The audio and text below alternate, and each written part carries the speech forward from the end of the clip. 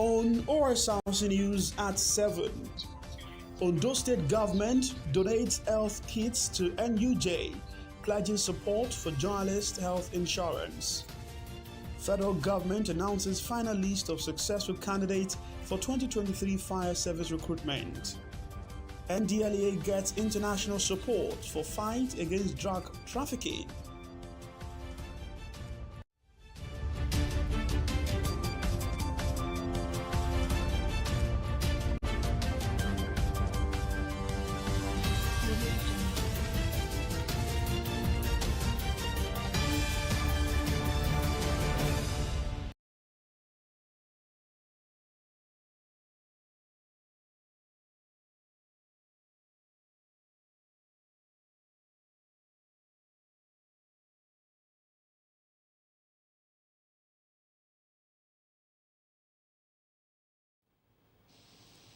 Hello, thanks for joining us on the news tonight. My name is Sahid Arabisala.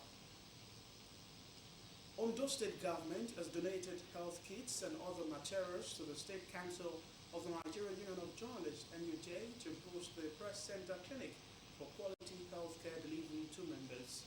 The health items, which include consumables and other medical kits, were presented through the Orange Health Insurance Scheme, Oranges, at the NUJ Press Center. Presenting the items, Special Advisor on Health to the State Governor, Professor Similio Odimayo, described NUJ as critical partner, assuring that the state government would give positive consideration to the union's request for the enrollment of journalists in the state who are not working with the federal. Professor Odimayo praised the government's efforts in combating hepatitis, noting that treatment for identified cases have commenced with plans for expanded outreach in the coming years. Also, the Director General of the Ondo State Health Contributory Fund plans to include private sector journalists in the state's health insurance scheme.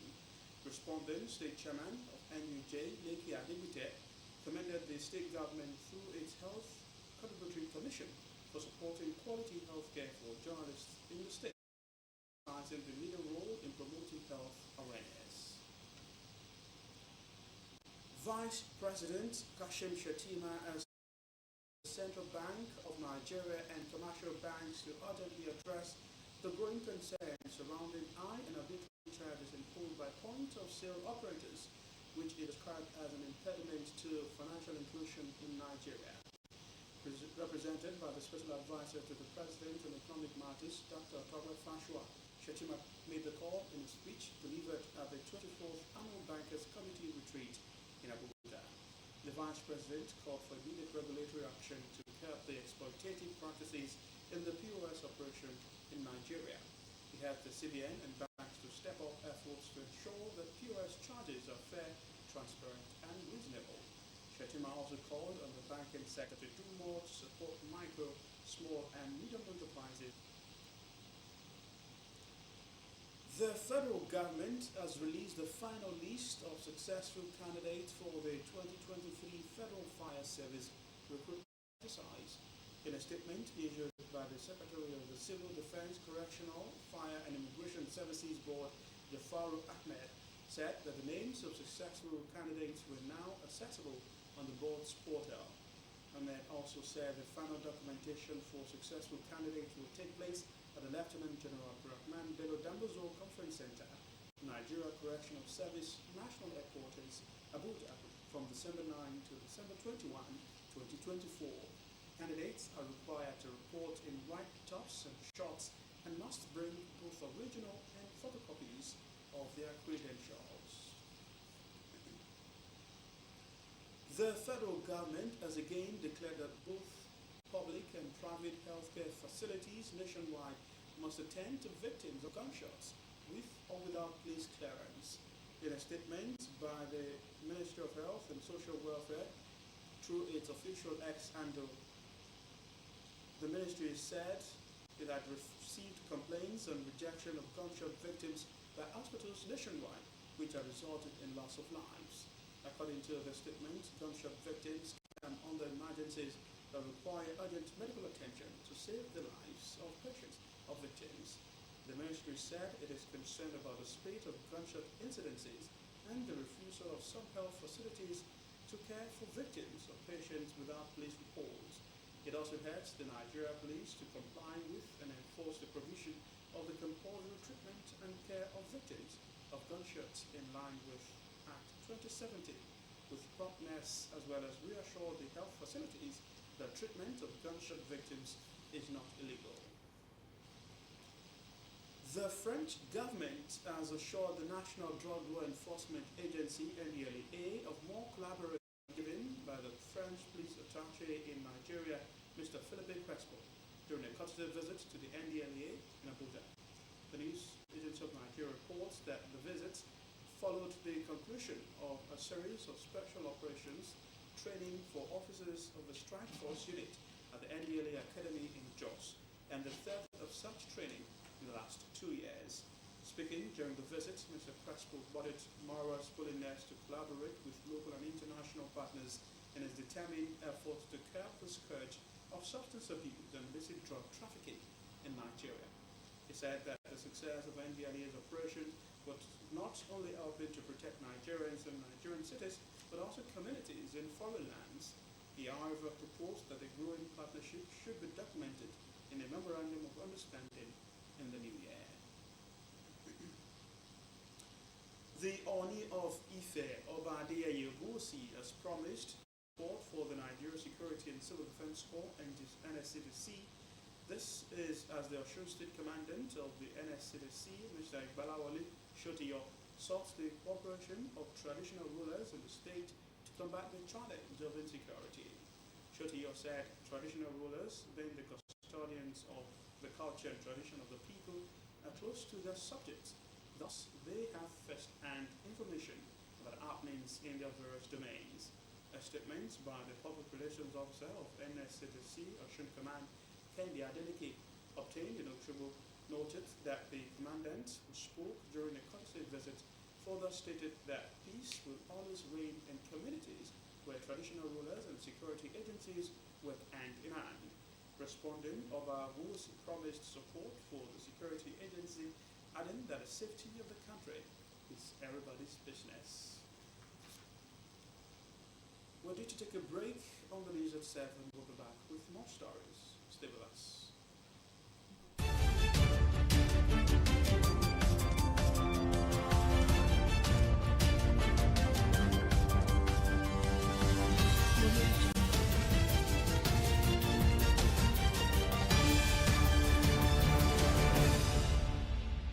On Osrc News,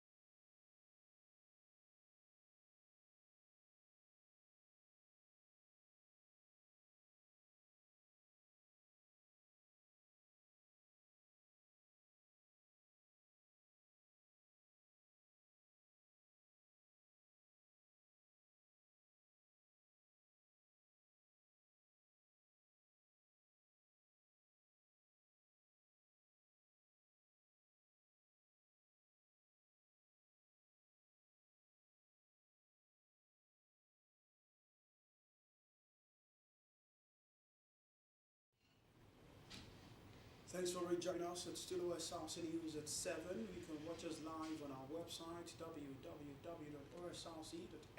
or follow us on Facebook at Osrc TV, YouTube channel Osrc TV Ondo. To our stories now. In continuation of its 2024 Declare the Good News Regional Convention series, Jehovah's Witnesses have again gathered in Accra to get equipped in ways Christians can effectively spread the good news from the Bible amidst contemporary challenges faced by humans. The meeting, which is the fifth in a series of 7, was held in Yoruba language to simplify the message and aid assimilation of members. Omar Nambuji has details.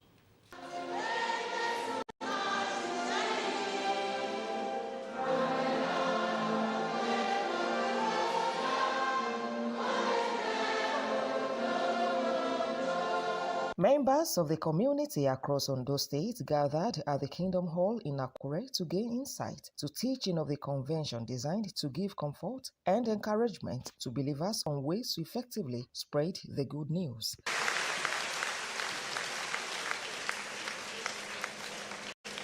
Speaking on a public discourse titled Why We Don't Fear Bad News, Mr. Samuel Bello charged the congregation on the need bad news endlessly streams on social media, television, and radio. You can easily find news, bad news, anywhere around the world, but yet you can still be happy. So, and what can easily give us that happiness is our close relationship, our intimacy with God. If you have that trust in God and believe that tomorrow is going to be good according to what God has promised inside the Bible, that can lessen our anxiety and help us to cope with anything, any news that comes on our way. The regional convention chairman, Gabriel Adeoye, harped on the theme of the convention. That we learn that he subjected to his parents, despite the fact that he was God's son, and he did respect them. So it teaches us that children should respect their parents. Then not only that, even parents care for their children. We can see example from what happened to foster father of Jesus Christ, that is Joseph. He did well to keep the family abreast, feed them, then even try to help them spiritually, mentally, and in all areas. So we learn many things from it. Members of the congregation expressed contentment at the knowledge impacted in them, just as newly baptized members pledged to apply the lessons learned in their daily living. The convention has promoted good news every part, not part of the world, especially in this part of the world, where there are so much suffering, so much bad news, so much experiences that is happening. But the only place where we can get good news is in the Bible, and that is what the convention is promoting. Telling people what Jesus has taught, and that is based on the never-failing promise of Jehovah God, that a new word is coming that will give us relief from all the troubles we have. This made me to know more about the truth, but nothing but the truth. So I have learned a lot from what I used to know before now, and that has enhanced me and changed me completely. Declare the good news, preach the good news. This world today, to see the good news is very scarce. But with this convention, I've learned a lot that I should be telling people about the good news. The 2024 regional convention continues till the end of the year. Omoriola Humbiji, Osrc News. As the world continues to reflect on the commemoration of World AIDS Day 2024, Nigerians have been enjoined to know their status and take preventive steps to end the cycle of infections. This message was at the fore during a Thanksgiving service by staff of Ondo State Agency for the Control of AIDS at the Government House Chapel in Akure. There's more in solidarity, staff of the Ondo State Agency for the Control of AIDS, Osrc, alongside key stakeholders in the health sector, gathered at the Government House Chapel for a special Thanksgiving service. The event marked the commemoration of the 2024 World AIDS Day with the theme, Take the Right Path, led by Osrc Project Manager Dr. Dayo Adegbulu. The staff, wearing white and red attire, were joined by the Commissioner for Health, Dr. Banja Jaka, as well as representatives from several non-governmental organizations working in the health sector. The service, which served as an expression of gratitude for the staff for scaling through the hazard of their job, also provided an opportunity for the attendees to raise awareness on HIV and AIDS and the steps every individual must take to protect themselves. Governor Lucky Aiyedatiwa, who led the congregation, which had in attendance traditional leaders, business leaders, among others, prayed for continuing success of all efforts towards the fight against HIV and AIDS. Worry less in everything with prayer and supplication, with thanksgiving. Make your request known unto him, and the God of peace will do something. The State Commissioner for Health, Dr. Banja Jaka, who noted the government's commitment to improving the health sector, highlighted the progress and consistency in providing treatment and support for HIV and AIDS patients. All the indices are going down, awareness, people are aware, case management, we are treating, people are receiving antiretroviral drugs. The prevention from mother to child is reducing, so. Project Manager Odisaka, Dr. Dayo Adegbulu, reiterated the importance of continuous education and sensitization about HIV, emphasizing that the fight against the virus remains a collective responsibility. It's all about collective responsibility. It's about you and I being responsible for our actions, be responsible for our sexual health, be responsible for our sexuality in the public. Dr. Adegbulu revealed that out of the 28,334 people estimated to be living with HIV in Ondo State, over 21,310 are currently on treatment and receiving necessary medications. We need to strengthen our achievements and sustain the strategies that have worked well. We also need to look at the gaps that we have and look at it and prefer appropriate strategies and interventions to move forward so that we can actually achieve our goal. Out of the 28,334 people that are estimated to be living with HIV in Ondo State, over 21,310 are on treatment and they receive drugs and everything. He emphasized the need to consolidate achievements and implement effective strategies to eradicate HIV and AIDS by 2030. As the world reflects on the challenges of the HIV and AIDS pandemic, events like this in Ondo State play a critical role in uniting communities and spreading the message of prevention, care, and solidarity. Sahid Aribisala, Osrc News. And outside Nigeria, now 6 bodies have been recovered from the disused mine in South Africa, where hundreds of people are believed to still be underground. Police have been trying for weeks to draw them out as part of a crackdown on illegal mining. Authorities say many of the miners are refusing to come to the surface in Stilfontein, where they face arrest. On the mine shaft for about 3 months. Many of the artisan miners have been below for much longer. A court ruled that food should be sent down, so police have allowed associates of the miners to the top of the shaft to lower it. They've also pulled up several bodies. The rope pulls the body up, but it all becomes traumatic as soon as their bodies get above the ground.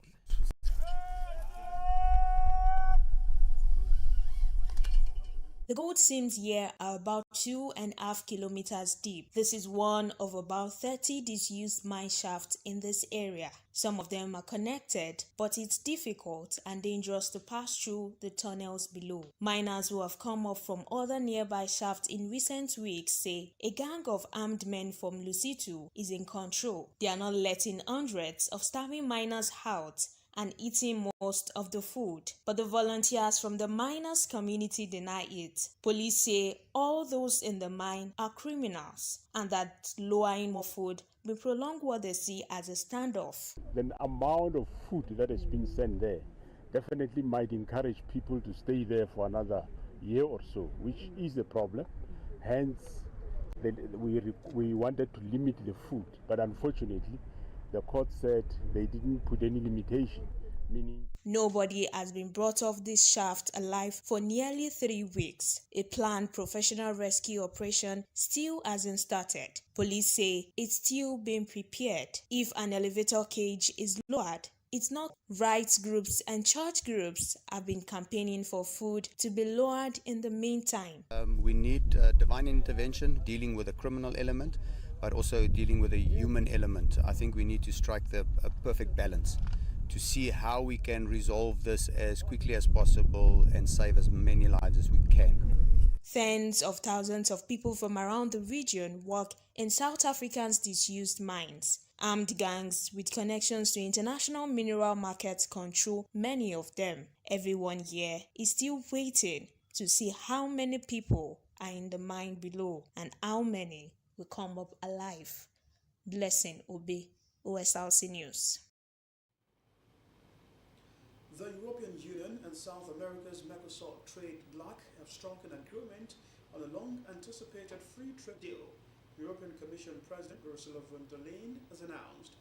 The deal, which has been in the works for over 2 decades, is expected to boost trade between the two regions, creating one of the largest trade areas in the world with over 780 million people. The agreement will eliminate tariffs on a wide range of goods, including agricultural products, cars and industrial goods, benefiting business and consumers alike. And Osrc has more on the story. It took a quarter of a century for members of Mercosur and the EU to hold up their hands in agreements. 25 years after initiating negotiations to join the European Union with Brazil, Paraguay, Argentina and Uruguay's trading bloc, Mercosur, the trade pact was finalized in Montevideo.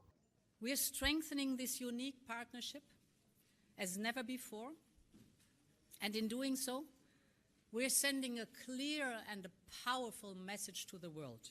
First, in an increasingly confrontational world, we demonstrate that democracies can rely on each other. This agreement is not just an economic opportunity, it is a political necessity. The agreement runs counter to the protectionist current promoted by US President-elect Donald Trump. It would create a joint market for some 720 million consumers. Unlike most trade agreements, its goal is to reduce tariff and trade barriers to make it easier for businesses on both sides to export goods. But it's far from a done deal. The accord must be ratified by all 27 members of the EU and Mercosur, and it meets strong resistance from European farmers in countries led by France, which calls the deal unacceptable. On behalf of Mercosur, Uruguay's president addressed the elephant in the room. No one government or bureau, each one of us to decide how fast this will advance, whether in our countries or the EU. On behalf of Mercosur, Uruguay's president addressed the elephant in the room. What the legend says European health and food standards will remain untouched, adding that the agreement will save the EU €4 billion worth of export duties per year. With the agreement now signed, the hope is that the battle for its ratification would take another quarter of a century. Adirunke Kolawole, Osrc News.